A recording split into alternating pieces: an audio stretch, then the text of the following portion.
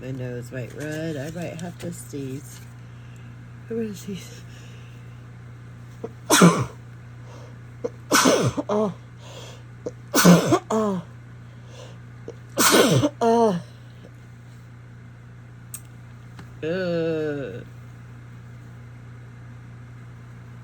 It came out pink on there, my lip gloss.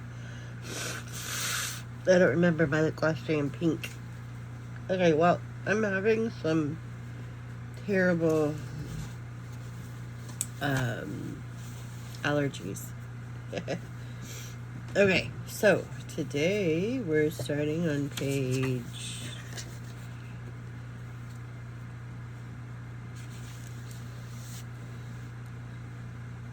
I just had it opened. Oh no. Oh, here we are.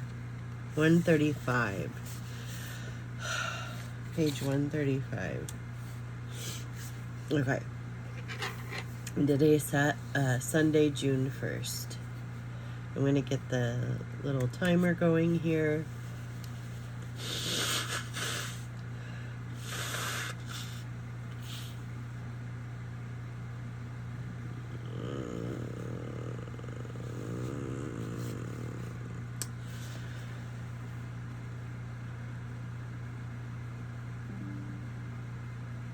Okay. I'm sorry, there's a lot going on my computer all of a sudden. I hadn't got on it earlier.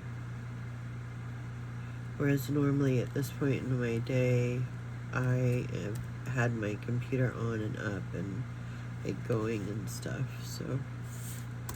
Okay. Let's pull it up right now. We're going to do 10 minutes starting on page 135. I even got my lip gloss on there. I'm just being a bit messy today, I think. Okay. Oh yeah, down here, new. Then we're going to set it for 10 minutes. And we're going to start it now. Okay, I didn't quicken my pace one jot. A heavy load of thoughts oppressed my mind. My heart was full of sorrow. All that day I had been thinking of home, of the dear old Baron and the gentle Baroness, my mother, and wondering whether they missed me at the castle. Suddenly came a messenger from King Garou, summoning me at once to go to the audience chamber. With a bound I came to myself. The little Princess Hapa Hapa had gone to her apartments. I started to call her back. Every instant I expected to hear that little bundle of bones and malevolence jump out at me like a venomous toad. With fear and trembling, I betook me to the king's chamber. To my unspeakable delight, His Majesty, the ruler of the Umilobas, was in the rosiest of humors. He met me with outstretched hands, poured out a beaker of wine for me, and bade me sit down at the very foot of my throne. I strove in vain to stammer out my thanks. He would not hear a word of them, said that the stream should flow the other way, meaning that I was the one to be thanked. Now, little man all head, began the king, after I had finished my wine, I have sent for thee to try and make thee happy. In the same measure as thou hast contributed to my happiness, this day I speak to thee from a father's heart. Thou hast restored my darling child to health and contentment, and remembering from my conversations with thee that thou art a great lover of rare and useful books, I have had copies of every book on the shelves of the royal library, and now I beg thee to accept them as this very slight token of my gratitude. I was speechless. The blood rushed fast and hot to my cheeks. I stammered out a few senseless words of protest, thanks, surprise, and whatnot. The plan seemed to me only too plainly a scheme to tie me in King Garou's service, to load me with several thousand volumes which I would have no possible means of carrying with me, and which to leave behind would be such an insult that arrest and imprisonment would surely follow. At last I succeeded in getting myself together in some shape, and spake as follows.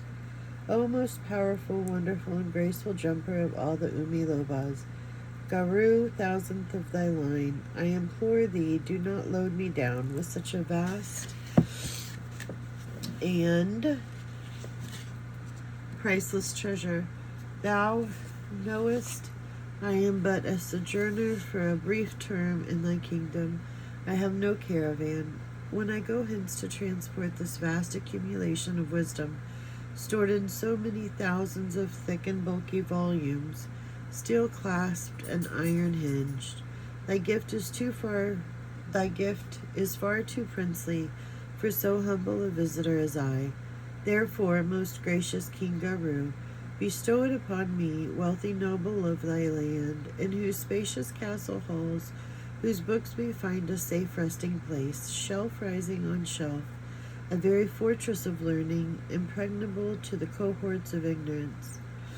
King Garou smiled. Then turning to an attendant, he said, Summon Polydotto to attend before me, and bid him bring the library with him. I was more puzzled than ever by this command. In a few moments the door swung open, and an aged Umiloba, well bent with years, with long tufts of white hair growing from his ears, for these people do not permit hair to grow upon their faces, plucking it out and destroying its roots in early life, and carrying a single volume of goodly size under his arm. He advanced with feeble hops, steadying himself upon a staff. His voice brought a smile to my face, in spite of myself, for it whistled like a flute, unskilfully stopped, and ever and anon broke out into funny squeak. But although infirm of body, Polydotto was a perfect wonder of mind and memory. I was fairly startled to find that Polydotto could understand my language with perfect ease. Not a thing to startle one, either, when we stop to think that all our European tongues originated in this part of the world.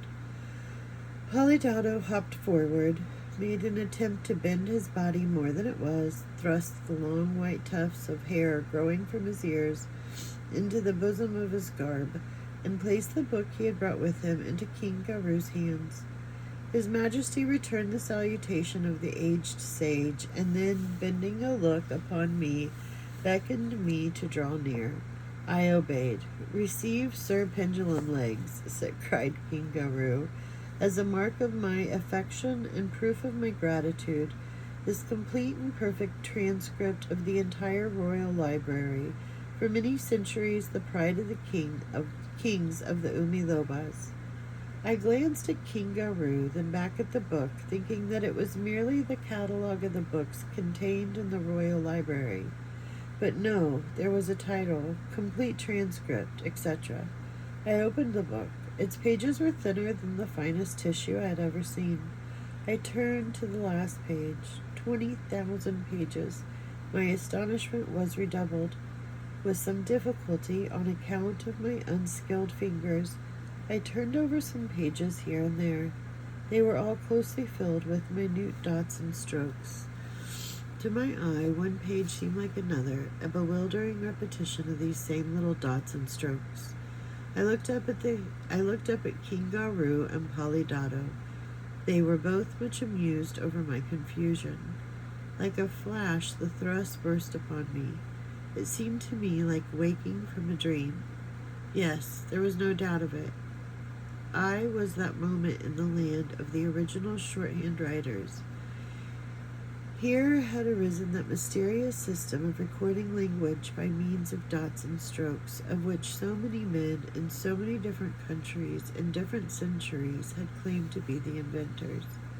In my readings of ancient people, I had often seen it darkly hinted at that far, far back in remote ages there existed a race of beings with short arms and tiny hands who invented a written language to suit their wants, in which absolutely no letters at all were used, the words being represented by dots and strokes placed at different heights to denote different sounds.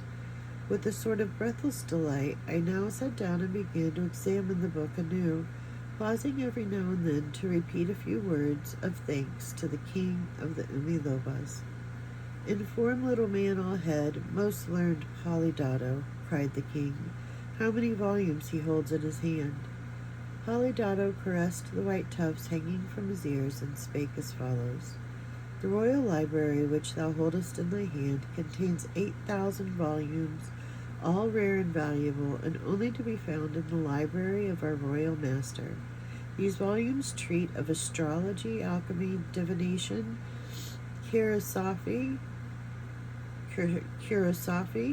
medicine, mathematics, law, politics, philosophy, pastimes, warfare, 50 volumes of poetry, 50 of history, 50 of wonder stories, besides several hundred treatises on the theosophy, altruism, positivism, hypnotism, mind reading, transmigration of souls, art of flying, embalming, etc., etc. Oh, wonderful, most wonderful, was my ejaculation. But I beseech thee, O learned Polydotto, I continued, impart to me the secret of all this.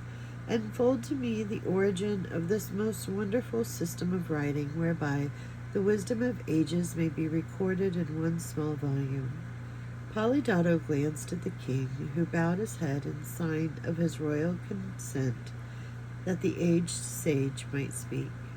"Where we now stand," began Polydotto, tossing back the long tufts of white hair which reached from his ears to his shoulders, "was once a rugged and mountainous country. In those days, now some 30,000 years ago, our people were more like thine at present.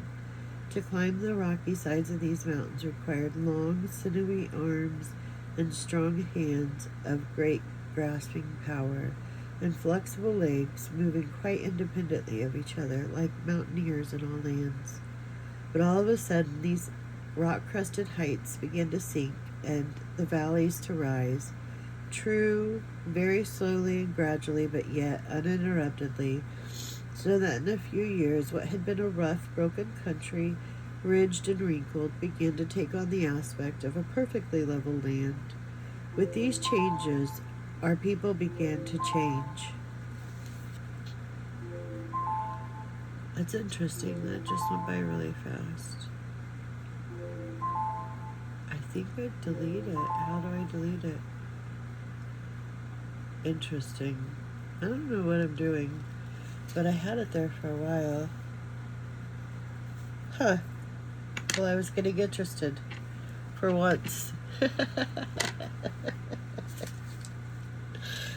And we're at page 137. Oh, I need to take a shower. Shave my legs.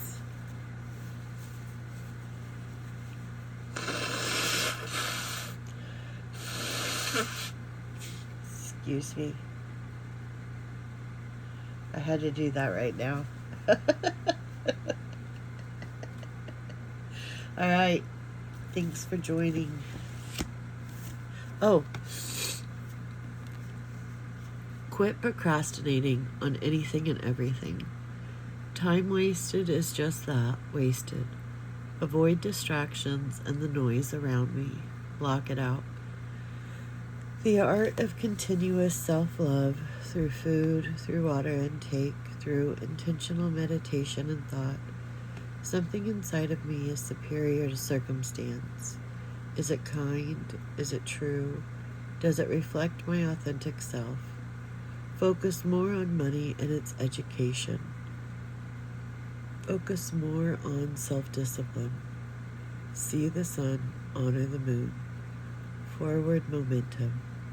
The path out of hell is through misery. Honor thy journey. We are slaves to our own incessant urges to escape the present moment. Meditate, walk, journal, stretch, love animals. Leave life to wonder all it needs. Less stress, more fairy tale. Work on bettering the love I show my body through the food and beverage I put in it. With money, it's not what you make, but what you keep. Focus.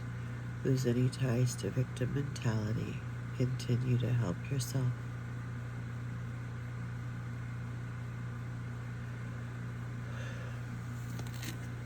Kind of means something different to me every time I read it. Okay. Have a good day.